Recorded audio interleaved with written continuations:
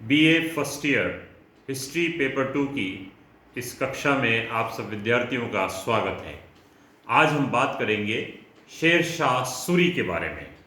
शेर शाह सूरी का शासनकाल का समय है 1540 से लेकर 1545 ईस्वी तक। प्रारंभिक जीवन। शेर शाह का वास्तविक नाम फरीद खान था। शेर शाह अफगानिस्तान के सुर नामक कबीले का रहने वाला था। उसका जन्म 1472 ईस्वी में हुआ था। Doctor KR. कानूनगो के अनुसार शेर शाह का जन्म 1486 ईस्वी में हुआ था। शेर शाह ने उत्तर भारत में द्वितीय अफगान साम्राज्य की नींव डाली। शेर शाह की उपलब्धियां। शेर शाह की उपलब्धियों का विवेचन दो भागों में किया जा सकता है। ए, शासक बनने से पहले शेर शाह की उपलब्धियां 1529 से लेकर 1540 ईस्वी के मध्य। दूसरा, शासक बनने के बाद शेर शाह की उपलब्धियां 1540 से 1545 ईस्वी तक। एक एक करके हम लेते हैं विद्यार्थियों। पहले शासक बनने के पहले। शासक बनने से पूर्व शेर शाह की प्रमुख उपलब्धियों में बंगाल के साथ युद्ध 1529 ईस्वी, चुनार पर अधिकार 1530 ईस्वी में, हुमायूं के साथ संघर्ष और उस पर विजय तथा बंगाल का अभियान 1534 ईस्वी प्रमुख है। शेर शाह का राज्य अभिषेक 1540 ईस्वी में शेर शाह सूरी दिल्ली व आगरा का शासक बना व 1540 ईस्वी में उसका राज्य अभिषेक किया गया। शासक बनने के बाद शेर शाह की उपलब्धियां। शेर शाह सूरी 1540 में दिल्ली के राज सिंहासन पर बैठा। शासक बनने के बाद उसकी उपलब्धियों का अध्ययन पुनः दो भागों में विभाजित किया जा सकता है। ए है साम्राज्य विस्तार, बी है शासन प्रबंध।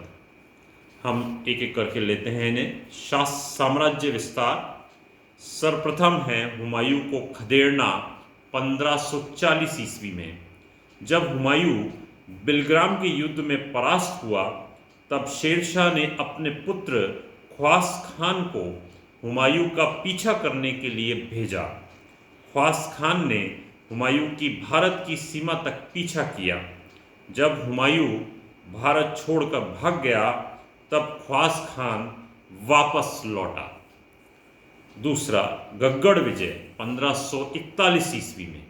शासक बनने के पश्चात शेर शाह ने सर्वप्रथम उत्तर पश्चिम सीमा प्रांत की ओर ध्यान दिया और झेलम और सिंधु नदी के मध्य घगड़ों का निवास था।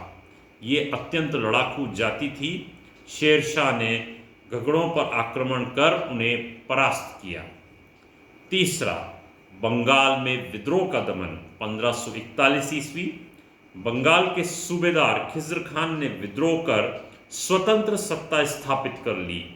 1541 ईस्वी में शेर शाह ने खिज्र खान को बंदी बना लिया। चौथा, मालवा पर विजय 1542 ईस्वी। शेर शाह के समय में मालवा एक प्रमुख राज्य था जहां का शासक था कादिर शाह, जिसने अपने आप को स्वतंत्र घोषित कर दिया। इसलिए मालवा पर अधिकार करना आवश्यक था। शेर शाह ने मालवा पर 1542 ईस्वी में आक्रमण किया और अधिकार कर लिया। नेक्स्ट, रायसेन विजय 1543 ईस्वी में। आधुनिक बिहार प्रदेश में है रायसेन का राजा पूरनमल वहां पर शासन कर रहा था। 1543 में शेर शाह ने रायसेन पर आक्रमण किया और चालाकी से इस किले पर फतेह पा ली। रणथंबोर पर विजय 1543 ईस्वी। शेर शाह ने मालवा के अभियान से लौटते समय रणथंबोर पर आक्रमण किया और वहां आदिल शाह को सूबेदार नियुक्त किया।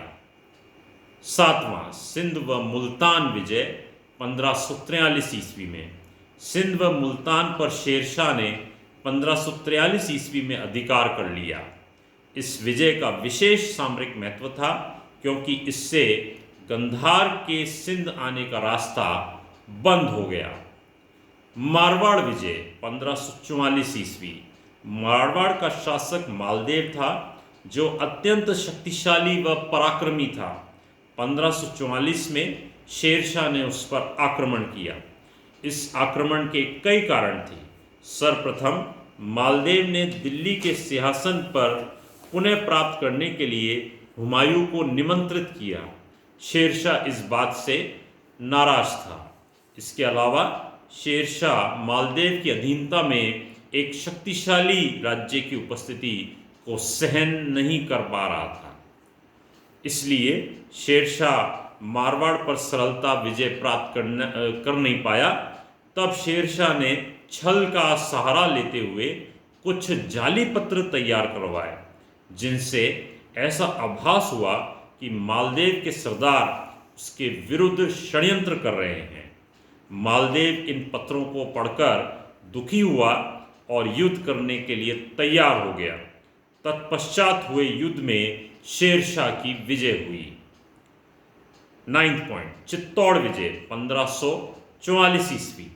1544 में शेरशाह ने चित्तौड़ पर आक्रमण किया और उस पर अधिकार कर लिया। 10वां, कालंजर पर विजय 1545 ईस्वी। कालंजर का किला आधुनिक बुंदेलखंड में है।